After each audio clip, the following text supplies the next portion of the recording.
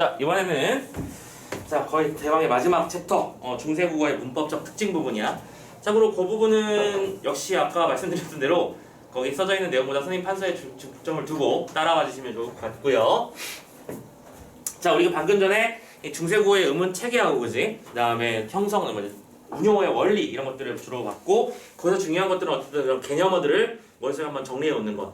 그리고 이제 실제로 문제를 풀 때 요 선택지가 그 개념을 말하는 거다 이런 식으로 연계시키는 게 되게 중요한 건데, 자, 요 부분은 이제 중세국어 문법 문제 하면 보통 대표명사처럼 나오는 녀석들이 여기 다 포함될 거라고 생각하면 되는 거야. 모든 문법 특징을 다 다룰 순 없어. 근데 적어도 시험에 자주 출제되는 개념이면서 현대국어의 특징을 비교하기 좋은 지점들을 정리를 해드릴 테니까 잘 따라와 주시면 좋겠고요. 자, 그래서 제일 첫 번째로는 챕터 A 바로 중세국어 체언의 특징에 대해서 좀 얘기를 해볼 게 있어요. 자, 현대국어의 체언의 특징 우리는 다 공부했었잖아, 그치? 명사, 대명사, 수사가 맞는지 우리가 구분하고 싶으면 선생님이 우리 세 가지 일을 한다고 했어. 세 가지 점들을 체크한다고 했었죠. 첫 번째는 가변어다, 불변어다? 현대국어 기준으로? 불변어다. 형태가 변하지 않죠. 상황에 따라 칠판이란 말을 칠핀 이렇게 바뀌지 않잖아요. 오케이? 불변어고, 두 번째 뭐의 수식? 관용어의 수식을 받고, 세 번째 격조사가 뒤에 달라붙을 수 있다. 이 세 가지가 맞는지를 보고 우리가 이게 명사가 맞나 아닌가 판단했었잖아, 그죠? 근데 중세국어의 체언의 특징 중에 요 두 가지 개념어가 있어. 일단 제목부터 적어볼게. 히읗, 종성, 체언이라는 녀석이 있고, 또 기역, 덧붙임, 체언이라는 녀석이 있어. 그래서 체언이 형태 변화가 존재했어. 그럼 이거는 당연히 현대국어의 중요한 차이점이 되겠지. 히읗, 종성, 체언은 근데 여러분들 이것도 많이 보던 녀석들이긴 해. 예를 들어 이런 것들이죠. 왜 히읗, 안 히읗 등등등이 있죠. 그래서 이 녀석은 현대국어에도 그 흔적을 남겨 놓았습니다. 현대국어에서 보자. 안 플러스 밖이라면 이걸 안밖이라고 안 쓰고 어떻게 하죠? 안 밖이라고 쓰죠. 그치? 이때 안의 히읗이 중세국어 때 그 히읗의 흔적을 담고 있는 거야 라고 생각하면 되는 거죠. 오케이? 자, 그래서 중세국어는 어쨌든 이런 매히읗, 안히읗 같이 뒤쪽에 모음으로 시작하는 의문이 오거나 혹은 히읗과 합쳐질 수 있는 거센 소리의 대기의 조건에 합당하는 녀석들이 나오면 이 녀석들이 히읗, 종성, 체언의 형태로 등장할 수 있었던 거야. 그러니까 예를 들어 왜 플러스 와 과 하면 왜 과가 되는 거야. 그럼 이 말을 보고 왜 히읗이었구나 라고 판단할 수 있어야 된다는 얘기지. 이해됐어? 히읗, 종성, 체언의 존재 여부만 잘 기억하고 있으면 돼. 요거 그래서 첫 번째 중요한 녀석이고요. 두 번째 녀석, 기역, 덧붙이, 체언도 비슷한 케이스야. 이 녀석이 가장 대표적인 녀석은 여러분들이 잘 알고 있는 나모 같은 말이지. 나모. 이거 모음 조화를 지켰기 때문에 나모인 거야. 저 오를 우로 바꾸면 나무. 우리가 알고 있는 트리가 되죠. 나무. 나무는 모음 조화가 무너진 결과물입니다. 됐죠? 이 나모는 위랑 조건은 비슷해. 모음으로 시작하는 의문이 오는 경우라면 이 녀석이 형태를 갑자기 바꿔. 기역으로요. 오케이? 두 가지 형태가 있어서 나모에다가 플러스 현대국어에 은는 그걸 붙여보자. 보조사 은는을 붙여보면 이 녀석은 기역 안이 되는 거야. 그래서 뿌리 깊은 남근. 여러분들 용비어창고에 나오는 그 구조 있잖아. 뿌리 깊은 나무는 할 때 뿌리 깊은 남근 이렇게 표현을 하죠. 그게 이런 이유 때문이라는 거죠. 원래는 나무였는데 이렇게 남기역 같은 형태를 가지고 있었다. 이거 말고 또 구무 같은 좀 말도 있어요. 구무는 참고로 구멍이라는 뜻이에요. 홀. 근데 이 녀석은 굼기역 같은 형태가 나서 구멍에라는 말이 나오면 굼개라고 표현이 했다는 거죠. 무슨 말인지 알겠죠? 자, 이렇게 체언의 형태 변화가 존재하고 있었다라는 사실을 첫 번째로 기억하고 계실 것. 됐나요? 자, 체언 봤고요. 두 번째, 그렇다고 이제 우리 모든 단어를 다 사용할 건 아니고 그냥 격조사 얘기로 바로 넘어갑시다. 참고로 선생님 개인적으로는 이 격조사가 굉장히 중요하다고 보는 쪽이에요. 왜냐면 여러분들이 기출문제를 풀다 보면 이 격조사에 대한 문제를 정말 많이 보게 될 거거든. 특히 이 중에서도 3대장 정도가 있는데, 자, 그 중에 누가 뭐래도 압도적인 대장 녀석이 하나 있어. 무슨 조사? 주격조사. 여러분들 기출 풀어봤다 싶으면 안 봤을 리가 없는 그 녀석이죠. 자, 중세국어의 1번 주격조사부터 한번 살펴봅시다. 중세국어의 주격조사는 하나밖에 없어요. 뭐밖에 없다? 이 하나예요. 오케이? 근데 이 2가 뭘 지니고 있었다? 노란펜으로 써드릴게. 이 형태를 지니고 있는 거죠. 선생님 이 형태는 또 뭔가요? 이 부분도 원래 우리가 형토선 부분에서 정리를 했어야 되는 부분이긴 한데 이 형태라는 거는 동일한 기능을 하지만 형태가 다른 형태소일 때는 그걸 이 형태 관계라고 불러. 대표적인 게 요런 녀석 같은 거야. 아까 말했잖아. 우리 주격조사 현대국어의 주격조사는 이가야. 그죠? 그래서 앞말에 받침이 있으면 이를 쓰고 받침이 없을 땐 가를 쓰는 것 뿐이잖아. 이 두 개가 무슨 뜻이 다른 것도 아니고 이 두 개를 뭐라고 한다? 이 형태 관계라고 불러. 그래서 중세국어 이 형태는 근데 이 2가 총 3가지로 등장했다는 거죠. 어떻게? 동그라미가 있느니 동그라미가 없느니 아예 제로격, 0격이라고 하는 이 3가지 형태가 있었어. 먼저 동그라미가 있는 이의 경우에는 언제? 체언이 자음으로 끝났을 때 나타나는 일이야. 근데 체언이 자음으로 끝났다는 얘기는 또 다른 말로는 받침이 있다는 말로 이해도 되겠죠? 오케이. 그래서 뭐 해볼까? 사슴 플러스 주격조사 2를 붙이면 이게 미가 되죠. 중세국어는 기본적으로 무슨 적기를 한다? 이어적기 한다고 했었죠? 모든 문제에 기본으로 깔려있는 겁니다. 그래서 이런 식으로 표현이 됐다는 걸 체크해 주시면 되겠고요. 두 번째, 그럼 이거 짝대기를 쓰는 일은 어디 쓰느냐? 체언이 모음으로 끝났을 때인데 단 그 조건은 이 계열이 아닌 녀석들, 그러니까 이, 야, 여, 요, 유 같은 말들이야. 그런 말들이 아닌 모음으로 끝났을 때는 짝대기만 구워. 여기서도 예를 써보자. 공자님 할 때 공자 이렇게 쓰거든요. 오케이? 여기 공자님이 라는 말을 쓰고 싶으면 짝대기 있는 이만 쓰는 거야. 왜? 모음으로 끝났으니까. 그래서 이 녀석을 표기하면 공제. 그 당시를 그 당시 기준으로 표현해보자면 공자이라고 표현했겠죠. 오케이. 자, 마지막 제로격, 0격. 이거 무슨 뜻이다? 표기하지 않는다. 하지만 주격조사가 있는 걸로 판단한다 라는 건데 이거는 뭐냐 그러면 체언이 모음으로 끝나는데 그 녀석이 이 계열 모음일 때겠죠. 당연하게도. 그래서 이 녀석은 가장 대표적인 녀석이 이 녀석이에요. 또 연비어처가 써먹어야지. 뿌리 깊은 나무는 할 때 그 불휘. 뿌리는 빨리 말하면 뿌리가 됩니다. 그죠? 그러면 이 녀석은 뿌리가라는 말을 쓰고 싶을 때는 아무것도 안 쓰고 그냥 뿌리만 써. 근데 우리는 이걸 보고 불휘 깊은 남근 이러면 뿌리가 깊은 나무는 이렇게 번역할 수 있겠구나라고 맥락상 추측이 가능하지. 오케이? 이렇게 3가지 이 형태가 존재한다 라는 걸 기억해 놓으시고 주격조사인은 시험에서 아주 자주 빈번하게 사용되는 녀석이니까 꼭 머릿속에 집어넣어 두실 것. 알겠지? 자, 주격조사 설명 끝났습니다. 자, 두 번째 주격 다음에 서술격 조사를 봐야 되는데 참고로 서술격 조사의 기본 형태는 이라야. 이라. 근데 이 녀석은 길게 설명 안 할게. 원칙이 똑같아. 원칙이 똑같아. 그럼 이건 무슨 소리일까? 이라의 3가지 형태를 설명해볼까 라고 한다면 이라랑 짝대기라랑 2차가 아니지. 짝대기라하고 마지막 라만 쓰는 경우가 있겠죠. 근데 그 원리가 똑같으니까 굳이 설명할 필요 없겠지? 오케이. 서술교사 설명 다 끝났습니다 벌써. 그러니까 원래 좀 더 디테일하게 들어가자면 이 라가 이 다로 바뀌는 조건 같은 것도 공부해야 되긴 하는데 거기까지 들어갔다가는 너무 전문적인 국어가 되니까 거기까지 묻진 않을 거야. 그런 조건들은 만약에 나와도 보기로 해설될 거니까 걱정하지 마세요. 알겠죠? 이 원칙만 기억해 놓자. 서술조 다음에는 복격조 가보자. 복격조사도 근데 현대국어의 주격조사가 이가 똑같은 거 알지? 주격조사랑. 중세국어라고 달랐겠어? 아니에요. 똑같아요. 그리고 원칙도 똑같아요. 끝! 그래서 서술격, 주격조사의 개념을 정확하게 아마 알고 있으면 서술격이나 복격도 자연스럽게 정리된다. 이렇게 알아두시면 될 것 같아. 됐나? 벌써 격조사의 3개가 끝났습니다. 이해됐죠? 자, 이어갑니다. 4번째 목적격 조사 가보자. 현대국어의 목적격 조사는 을이 있죠. 중세국어의 목적격 조사는 다음과 같습니다. 어떻게? 을이 있고 을이 있어. 이렇게 두 종류를 하고 기본적으로 보면 돼. 물론 리을만 쓰는 경우도 일부 있기는 한데 그 특수한 경우니까.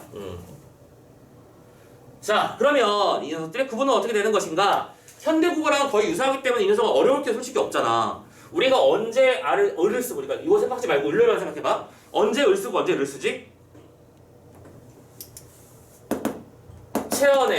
채원이 뭐로 끝났을 때?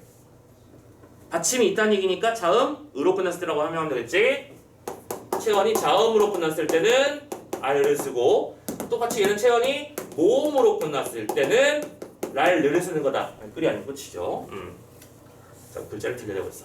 모음으로 끝났을 때는 랄르를 쓴다. 이렇게 정리하면 되는 거잖아. 똑같지? 오케이. 다만 거기에 하나 더 반드시 생각해야 되는 건 플러스 뭐다? 모음 조화인 거죠. 오케이? 그러니까 예를 들어 아까 했던 이 사슴 여기다가 목적격 사를 넣어야 한다라고 한다면 뭘 넣을까? 일단은 이 녀석은 마지막에 받침으로 끝났으니까 이응 버전의 그치 목적격 조사 봐야 되고, 두 번째 이 녀석은 둘 다 양성 모음이니까 이 둘 중에서 양성 모음은 얘 쪽이죠. 오케이? 아와 은은 대립되는 세트라고 하셨습니다. 그래서 아를 선택해서 집어넣고 이걸 이어적게 하면 이렇게 되는 거겠지. 잡혔어? 이렇게 선택해서 집어넣으면 돼. 어려울 건 없어. 참고로 마지막에 있는 요 리을 같은 경우에는 아주 극히 드물게 뭐 까칠을이라는 말을 쓸 자리에 까칠 이렇게 쓰는 것처럼 특수하게 일부 그냥 쓰는 경우도 있었다. 근데 자주 있는 일은 아니었다 라고 이해하시면 돼요. 요것만 잘 기억해 놓으면 돼. 됐지? 할만하죠? 쉽죠? 할만해. 자, 그런 다음 5번 관형격 조사 봅니다. 자, 관형격 조사도 선생님 개인적으로는 중요한 녀석 맞다고 생각합니다. 이게 두 가지 이유가 있어. 자, 첫 번째부터 하나씩 설명해보자. 일단 관형격 조사부터 정리할게요. 관형격 조사는 크게 역시 두 종류가 있어요. 에나 의를 쓰는 방법이 있고 시옷을 사용하는 방법이 있어. 이때 에, 의는 언제 쓰는 거냐면 저희가 앞에 오는 채원이 이거 다 격조사니까 당연히 앞엔 채원이 와야 돼, 그쵸? 채원이 유정명사일 때 쓰는 거야. 근데 여기서 유정명사라는 건 무슨 뜻이다? 생명체를 뜻하는 거야. 살아있는 존재. 앞에 살아있는 존재가 오면 유정명사. 그래서 에의를 쓰고, 그럼 이건 뭐겠어 당연히? 채원이 무정명사일 때 쓰는 거야. 비생명체일 때 쓴다라는 개념이죠. 오케이? 대표적인 걸 한번 써봅시다. 예를 들어 사람에다가는 뒤쪽에 관용조사 뭘 집어넣어야 될까? 양성이니까 이것도 당연히 모음조화가 기본이겠죠? 오케이? 양성이니까 요렇게 쓰면 이것이 사람의가 되겠죠? 이해됐나요? 자, 근데 그럼 무정명사는 뭐 해볼까? 무정명사. 잠깐만, 무정명사 딱히 단어가 생각나는 게 없어서. 그거 쓰면 되겠네. 우리 그 이름 뭐야? 훈민정음에 나라 말싸미, 나라의 말이 할 때, 그치? 그럼 나라에다가 이거는 생명체가 아니잖아, 그치? 그러니까 시옷 붙여서 나라 이렇게 되는 거죠. 큰 문제 없죠? 오케이. 자, 근데 여기서 끝내면 안 되고 하나의 기칙 정리를 더 기억하셔야 됩니다. 뭐냐면 이때 이 시옷 같은 경우에는 그 대상이 존귀한 대상일 때는 유정명사임에도 시옷을 붙여요. 아주 귀한 존재들. 대표적으로는 왕이나 임금이나 부처님 같은 존재가 있겠지. 이런 존재에는 시옷을 붙여. 이렇게 붙이는 거야. 왕, 시옷 이렇게요. 아니면 부, 펴에다가 바로 붙일게 편. 됐죠? 그럼 이 말은 무슨 말이 되는 거야? 부처의라는 말이 되는 것이죠. 무슨 이해됐죠? 그리고 요거 말 나온 김에 요거 좀 잠깐만 사이드로 잠깐 빠졌다 올게. 이때 이 부처 같은 경우를 보면 참고 부, 티읕, 반모음이 어지, 부티어. 오케이? 이때 티읕이 이를 만나면 뭐가 되죠? 치읕이 되는 거 우리가 뭐라고 한다? 국외음화라고 하잖아. 그러면 이걸 보고 우리는 국외음화가 있다고 설명해야 돼? 없다고 설명해야 돼? 중세국어 기준으로. 중세국어에서는 부처를 부처라고 안 쓰고 부처라고 썼어요? 있다는 거야, 없다는 거야? 없다는 거지. 이런 것들도 이제 사이드 팁으로 좀 알아두시면 좋아요. 오케이? 뭐 여기 이제 담보마도 얘기를 해야 되긴 하지만 어쨌든 뭐 잠깐 빠졌다 오는 얘기니까. 자, 다시 원래대로 돌아올게. 그래서 관여격 조사는 A나 시옷이 존재한다. 이때 유정명사인 경우에는 A를, 무정명사일 때는 시옷을 쓰지만 이 시옷은 존귀한 대상일 때도 쓴다 라고 머릿속에 정리해 놓으실 것. 따라왔죠 여기까지요? 자, 그리고 이 관여격 조사만 가지고 있는 중요한 특질이 하나 더 있어. 우리가 지금까지 봤던 나머지 주격, 서술격, 복격, 목적격 조사 같은 녀석들, 그리고 이 뒤에 보길 다른 조사들과 다르게 이 관여격 조사만 가지고 있는 그 구분점의 특징이 뭐냐면, 봐봐, 우리가 이 녀석이 이 형태가 세 가지라고 했었어, 그치? 근데 이 녀석들이 선택되는 이유는 자음이냐 모음이냐 이런 걸 가지고 골랐지, 맞죠? 또 여기서 이런 두 가지가 고를 때는 그 모음이 양성이냐 음성이냐를 가지고 골랐단 말이야. 그러니까 지금 나머지 다른 녀석들은 전부 다 의문의 환경을 기준으로 선택의 대상이 나타나. 무슨 말인지 알겠죠? 의문이라는 조건이야. 왜냐면 자음, 모음, 양성 모음 이런 것들이니까. 근데 방금 봤던 관형격 조사는 어때요? 이게 의문의 환경이야? 아니지. 의미자질이죠. 의미로서의 성격을 가지고 따진다는 거. 그럼 이게 관형격 조사가 가지고 있는 다른 녀석과의 특이점, 차이점이 되는 거야. 자기 안에서 차이점. 그래서 요 얘기를 가지고 예전에 기출문제도 한번 나온 적이 있었어. 알아두십시다. 오케이? 성질이 다르다는 거야. 얘들은 의문으로 따지지만 얘는 뜻으로 따진다. 이렇게 간단하게 기억했으면 좋겠고요. 됐나? 자, 관형격 조사까지 봤습니다. 6번 부사격 조사 넘어가 보자. 근데 부사격 조사는 우리 뭐 지난 시간에 배웠지만 너무 많잖아, 그치? 다 할 순 없고 선생님이 그냥 대표적으로 그냥 초소부사격 조사 애 정도만 해드릴게요. 애. 자, 현대국어 기준으로 이 애에 해당하는 부사격 조사, 초소부사격 조사는 이거 바로 쓰는 수밖에 없겠다. 이런 경우가 있었어. 아이를 쓰는 애와 어이를 쓰는 애와 얘라고 하는 세 가지 형태가 존재했었어. 근데 원칙은 쉽거든요. 이 녀석은 딱 봐도 아 플러스 이잖아, 그치? 앞에 오는 체언이 뭐일 때? 체언이 무슨 모음일 때? 양성 모음일 때 쓰는 거겠지? 그리고 그 앞에 오는 체언이 음성 모음이면 어이의 버전에 애를 쓰겠죠. 당연히 보이죠? 그럼 얘는 또 뭘까? 이거는 그 체언이 이 계열 모음일 때 쓰는 거야. 오케이? 아까 이 계열 모음이 어느 경우 이런 걸 썼지? 뿌리애라는 말을 쓸 때는 불휘예로 썼겠다는 얘기야. 이해된다 무슨 말이죠? 이게 다야. 이런 식으로 뭔가 조건들을, 자, 이 부분은 선생님 그 많은 거 어떻게 공부하나요? 공부할 생각하지 마시고 분명히 보기 조건으로 주어질 거예요. 이런 식으로. 그래서 그 보기 조건에 해당하게 탐구하는 형태의 문제로 등장할 테니까 이걸 다 외워야 된다는 부정하는 갖지 마시고요. 됐죠? 여기까지? 자, 그럼 거의 끝났네요. 왜냐면 격조사는 총 7종류가 있으니까요. 하나가 남았네. 뭐가 남았지? 그렇지. 혹격조사. 마지막 혹격조사. 혹격은 말 그대로 부르는 말이야. 그래서 이 녀석도 쉬운 게 현대국어랑 똑같이 야가 있어. 근데 이것도 똑같이 앞말에 받침이 있냐 없냐라고 구분하는 건 똑같으니까 굳이 쓰지도 않을게. 이제는 같은 말이니까, 그쵸? 앞말에 받침이 있으면 아래 쓰잖아. 형준 그쵸? 근데 현비 야라고 발음하잖아. 무슨 말인지 알겠죠? 근데 하나는 이건 또 새로 꼭 기억하셔야 되는 게 하라는 단어가 존재했다. 요거는 기억해야지.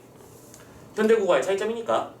그럼 하는 어디 쓰느냐? 이거는 역시 높임의 대상을 부르는 혹격조사로 쓰였다. 그러니까 예를 들어 이런 식이야. 님금하라고 말하면 번역할 때 임금이시여 정도로 번역해 주시면 되는 높임의 대상을 부르는 혹격조사 정도로 이해하시면 되는 거야. 됐죠?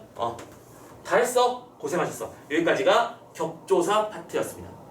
특히 여기서 선생님 방금 말씀드렸지만 이 주격조사라는 녀석 정말 기본적으로 너무 중요하고 관형조사는 그 특성 때문에, 그리고 목적격조사는 이제 중세국어랑 비교하면서 모음조의 개념을 설명하고 싶을 때 아주 자주 등장하는 개념들이니까 요 세 가지를 중심으로 3대장이라고 생각하시고 기억하세요.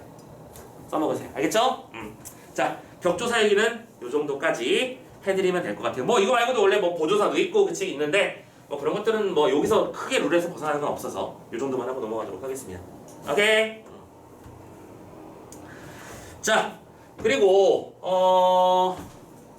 요 얘기를 좀 해볼까 이번엔? 자, 중세국어에 여기다 쓸게요. 의문문. 네, 표현에 대해서 좀 설명을 해봅시다. 이 한 페이지 안에 다 안 들어가겠다. 미묘하게 안 들어가네.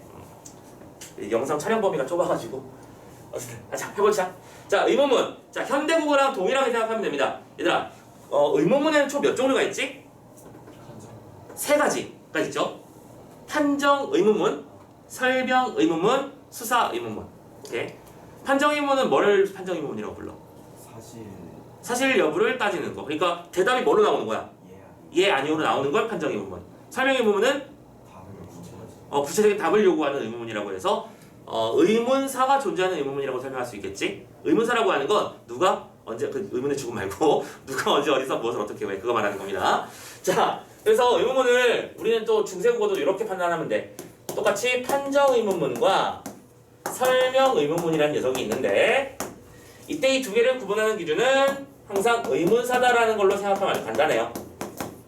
의문사가 없는 의문문이 판정 의문문이고 의문사가 있는 의문문이 설명 의문문이니까.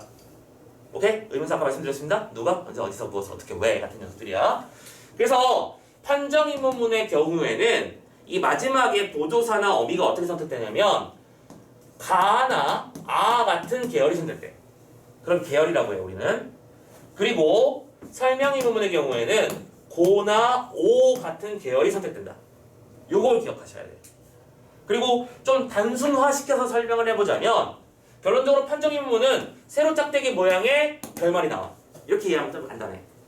그리고 설명 의문문의 경우에는 가로 짝대기 모형의 결말이 나온다. 이렇게 하면 대부분 문제가 해결될 거야. 오케이, 무슨 말인지? 그러니까 여기서도 똑같은 원리를 설명할게. 어느 상황에서 가가 선택되고 어느 상황에서 오가 선택되고 이런 것들이 분명히 존재하지만 그런 걸 하나하나 디테일하게 외울 필요는 없다. 만약에 그것까지 나오면 분명히 보기가 주어질 것이다. 무슨 말인지 이해됐지? 근데 그 선택에서 기본은 이 정도까지는 알아두셔야 된다. 그 말씀을 드리는 거예요. 그래서 뭐 그런 거 있잖아요. 요즘에는 참고로 뭐뭐 하노 같은 표현이 그 썩을 놈들 때문에 함부로 쓸 수 없는 표현이 돼버렸지만 원래 되게 정교한 말이잖아, 그죠? 선생님 같은 경우에도 장모님이 저기 그 마산분이셔. 오케이? 그 흔적이 지금 여기도 남아 있는 거야. 어떻게 남아 있냐면 선생님하고 운전을 해서 집에 도착하잖아. 장모님 댁에. 그러면 장모님 제일 먼저 뭐야 탁서방 왔나 그러셔요. 왔나 그러셔요. 왔나 아게요. 무슨 말인지 알겠어? 그럼 뭐예요? 대답이 뭐거든 이건? 예 아니오니까. 그렇지? 그래 밥은 먹었나? 예 아니. 오케이? 그래서 먹었습니다. 오는 길에 먹었습니다. 했더니 그래서 뭐 먹노? 이게 정확한 말은 맞는지 모르겠지만 선생님 그쪽 방언 전문가는 아니어서 어쨌든 이 단어는 확실하게 들어. 뭐 묻노? 뭘 먹었냐고 물어보셨기 때문에 뭐 묻나라고 하는 게 아니라 뭐 묻노라고 표현한다는 거죠. 오케이? 그러니까 닥치고 노 붙이는 건 이상한 거고 여기서 이렇게 의문사가 있는 경우에는 오계열이 나온다는 거. 이게 판정 의문문, 설명 의문문의 어떤 중세국어 역사적 특질이 지금 거기 방언에서 살아 숨쉬고 있다는 얘기야. 오케이? 무슨 말인지 알겠지? 자, 이런 식으로 좀 보조제에서 같이 기억해 주셨으면 좋겠고 의문문은 요 정도까지. 자, 그리고 점점 좁아지는데? 잠깐만, 어디 공간 다시 쓰자. 지우자 그냥. 모르겠다. 지우자. 예쁘게 한 바닥 안에 쓰고 싶었는데 실패했어요. 자, 다음 방금 우리가 지금 의문문을 봤죠. 의문 표현 외에 또 이거 D 정도 되는 것 같은데. 자, 어느 순간 부분기도 사라졌네. 자, 네 번째는 높임 표현. 정리해 봅니다. 이 참고로 높임 표현도 시험에 아주 자주 등장하는 녀석이고요. 현대국어랑의 비교점도 꼭 기억하셔야 되는 녀석인데 룰이 되게 어렵진 않거든요. 현대국어의 높임 표현 같은 경우에는 우리가 꼭 기억을 해야 되는 게 많았죠. 물론 뭐 어려운 개념까지는 아니었습니다만 직접 높임, 간접 높임, 그치? 주체, 객체, 상대, 그리고 각각의 그 높임법을 실현하는 방법, 그리고 그 주체, 객체, 상대를 구분하는 방법 이런 것들이 다 중요하잖아요, 그죠? 근데 중세국어의 높임 표현은 아주 단순 명쾌해. 그냥 그 어미가 존재하는지 여부만 보면 돼요. 그래서 엄청 쉬워 라고 생각하면 좀 마음이 편해질 거야. 자, 중세국어 역시 높임 표현은 똑같이 세 개가 있어요. 무슨 높임. 주체, 객체, 상대 높임이라는 녀석이 있어요. 자, 여기서 주체 높임법 같은 경우에는 딱 이 두 글자만 기억하시면 돼요. 시나 샤. 엄청 쉽죠? 선생님 지금 대신 안 쓸게. 그냥 편한 편의상. 자, 그러면 시샤는 언제 쓰이느냐? 얘는 자음의 어미 앞에서. 앞이야, 뒤가 아니고. 얘는 모음의 어미 앞에서 샤가 등장하는데, 참고로 너희들이 실제로 문제를 풀 때 샤 뒤에 모음 어미가 안 보이는 경우가 많을 거야. 근데 그거 왜 그러는 거냐면 샤가 그 모음 어미를 흡수해놓은 개념이라고 생각하면 돼. 시여가 합쳐져서 샤가 됐다 이라고 이해하면 좀 편할 거야. 그렇지? 하여튼 중요한 건 시나 샤가 등장하는지 여부를 보고, 오케이? 우리는 이걸 높임 표현이라고 정리하는 것. 누구께서 어디로 가샤라고 했으면 이거는 주체가 어디로 가신 거야. 어렵지 않지? 이렇게 판단하시면 되는 거고요. 자, 객체 높임 잠깐만 이따 할게요. 상대 높임 먼저 할게요. 상대 높임은 자, 지금 선생님이 짝대기 그린 거 보이죠? 이나 이시라고 하는 두 개의 높임 표현이 있었어. 얘도 똑같아. 완전 쉬워. 이는 언제 쓰느냐? 평서문일 때 써. 그럼 이는 언제 쓰는데? 의문문일 때 써.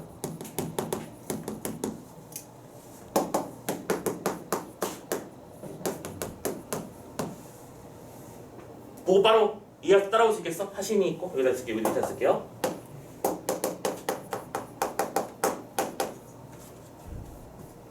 이건 무슨 말일까?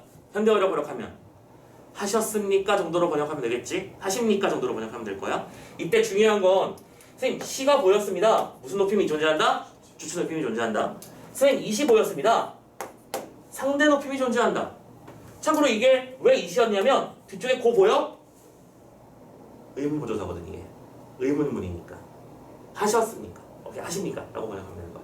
이런 식으로 그 글자의 존재 여부를 가지고 판단하는 거다라고 생각하면 아주 간단해질 거예요. 됐죠? 다만 선생님 지금 객체 높임을 살짝 냅뒀는데 이게 지금 선생님도 조금 뭐랄까 여러분들 제안을 드리고 싶은 게 있어서 그래. 잠깐만 일단 써볼게요. 객체 높임은 삽과 잡과 잡이라고 하는 3개 정도가 있어요. 근데 지금 선생님이 말하고 싶은 부분은 바로 이거야. 요 3개의 운영 체계가 좀 디테일하게 있긴 하거든. 근데 외우기 어려울 부담스러울 만큼은 솔직히 아니긴 하지만 자 이렇게 결론을 내립니다. 지금 이 운영 체계를 밑에 써드릴 건데 외우면 빠르고 편안할 거야. 하지만 못 외운다고 해서 큰일 나진 않을 거야. 그런 식으로 이해해 줬으면 좋겠어. 오케이? 선생님 예전에 알려드렸던 왜 겹받침의 발음 법칙 같은 거랑 같은 개념으로 잡아줘. 오케이? 선생님 이거 알아두면 평생 써먹는다고 했었잖아. 외우면 편할 거라고. 근데 그거 못 푼다고 겹받침 우리 못 풀진 않는다. 비슷한 개념입니다. 자 일단 원칙부터 먼저 써드릴게요. 근데 이게 조금 복잡하기는 해. 이만큼 복잡해. 뭐냐면 자 먼저 이거 어떻게 쓰지? 근데 여기 옆에다 쓸게요. 참고 이 객체 높임의 선음 어러미의 구분 방법. 먼저 제일 먼저 보는 건 어간의 끝소리를 먼저 봐. 일단 원칙만 좀 먼저 정리하자. 어간의 끝소리가 기역, 비읍, 시옷, 히읗 같은 소리가 나오면 그 뒤에 이어지는 높임 표현의 객체 선음 어러미는 일단 시옷 계열로 선택이 돼. 좀 너무 큰가? 여기다 라인 붙이자. 오케이. 4계열로 선택되고. 오케이. 두 번째, 어간 끝소리가 디귿, 지읒, 치읒, 티읒 같은 소리가 나오면 이때는 지읒 버전으로 선택이 된다. 그리고 싹 다 나머지 그 외에 그럼 여기 나와 있는 게 뭐야? 니은이나 리을, 미음, 이음 같은 울림소리랑 모음이 되겠죠. 그냥 울림소리라고 통일할게요. 울림소리인 녀석들, 물론 모음도 포함합니다. 포함되는 녀석들은 Z 버전에 먼저 어미가 선택돼. 이렇게 따라왔어? 자 이렇게 해서 3가지 구분이 있고요. 선생님이 이게 되게 받침을 안 썼죠? 이게 또 뭐냐면 자 알고 나면 되게 쉬운 건데 표현하려니까 좀 어려워. 뒤쪽은 다시 이어지는 어미의 첫 소리를 기준으로 다시 판단해야 돼. 근데 여기서 2종류가 있는 거야. 2종류. 이거 이렇게 2종류. 첫 번째는 어미의 첫 소리가 자음인 경우에, 그리고 모음인 경우가 있어. 자음으로 이어지면 그때 그 녀석은 받침이 비읍 받침으로 끝나고, 모음으로 이어지면 순경은 비읍 받침으로 이어지는 거야. 이러니? 오케이. 자, 이게 무슨 말인지를 선생님이 연습시켜 드릴 테니까 잘 따라와봐. 참고로 이런 식으로 적용하는 문제도 기출이 꽤 나오는 편이야. 근데 참고로 그때는 이 표를 줘. 오케이? 근데 이 표가 너무 당연해서 뭐 굳이 안 봐도 돼. 이런 식으로 하면 빠를 수 있다는 얘기를 하는 거죠. 자, 아무거나 한번 해보자. 예를 들어 먹다 해보자. 먹, 고. 요 사이에 개체 높임의 서너버러기를 집어넣어야겠어. 라고 하면 이때는 뭘 집어넣어야 될까? 일단 앞판에 받침해봐. 무슨 받침이야? 기억 받침이네. 기억 받침이니까 무슨 계열 나와야 돼? 시옷 계열 나와야겠지? 그래서 사가 붙고 뒤쪽에 이어지는 어미는 뭐로 시작하고 있어? 자음으로 시작하고 있지. 그러면 비읍을 집어넣어서 먹삭고가 되는 거야. 무슨 말인지 이해됐어? 그런데 이 녀석은 똑같은 녀석인데 네모, 라고 하는 말이 있다 쳐보자. 근데 이때는 아라고 하는 게 맞아. 이따 써줄게. 자, 먹다에다가 뒤쪽에 또 개체 높임을 붙이는데 상비를 얘는 아가 왔어. 일단은 앞이 똑같이 기억이니까 시옷 버전인 건 똑같죠. 됐죠? 다만 이 뒤쪽이 아로, 즉 모음으로 시작되고 있지. 그러니까 이 녀석은 순경은 비읍 버전을 사용한다. 그리고 이걸 무슨 적기 해야 돼? 이어 적기 해야겠죠. 그러니까 바가 나오는 거야. 그래서 여러분들 중요한 건 글자 읽어낼 때 이런 걸 보고 이라고 하면서 개체 높임이라고 읽어낼 수 있어야 된다는 거야. 무슨 말인지 이해됐나요? 오케이. 비슷하게만 하나 더 연습해 봅시다. 똑같이 해보자. 듣고 그럼 뭐 집어넣어야 될까? 이제 바로 계산이 되니? 지읒 버전이니까 잡고 바로 이해돼? 오케이? 그러면 듣다에다가 네모를 붙이고 아와 어미를 집어넣으면 얘는 순경은 비읍 버전의 잡이 나오게 되고 이 녀석은 이렇게 된다는 거 이해되십니까? 이거 잠깐만 잘못 썼잖아 마지막 거. 미안해 잘못 썼네. 요거지 그지? 뭐 아무튼 간에 이런 식으로 이제 응용하는 형태의 문제가 존재할 수 있다. 요렇게 기억하시면 될 거예요. 원칙이 생각보다 어렵진 않습니다. 어려운 개념은 아니니까 순경은 비읍. 그리고 선생님이 지금 요걸 통해서 보여드리고 싶었던 건 이거 잡아내는 게 정말 중요하다. 읽어낼 수 있어야 된다라는 말씀을 드리고 싶고 뭐 좀 극단적인 예를 들자면 극단적이지도 않아. 이런 식의 말이 있어. 시, 니, 이, 가 라는 말을 해석해봐. 이게 일단 뭐라고 해석하면 돼? 보셨습니까? 정도로 번역하면 되겠죠? 왜냐면요, 봐봐. 이 녀석의 어가는 딱 하나밖에 없어. 어가는 보다야 그냥. 됐지? 보다인데 선생님 job이 보였습니다. 성공. 여기서 이 문장은 개체 높임이 존재하고 있는 거야. 이 보는 대상이 높은 사람인가 봐. 됐지? 두 번째, 시가 보였습니다. good. 주체 높임. 그럼 보는 사람도 나보다 높은 사람이야. 그리고 마지막에 이 또 있는데요? 좋아요. 이거 무슨 높임? 상대 높임이지? 그러니까 이 말을 내가 하고 있는 상대방도 나보다 높은 거야.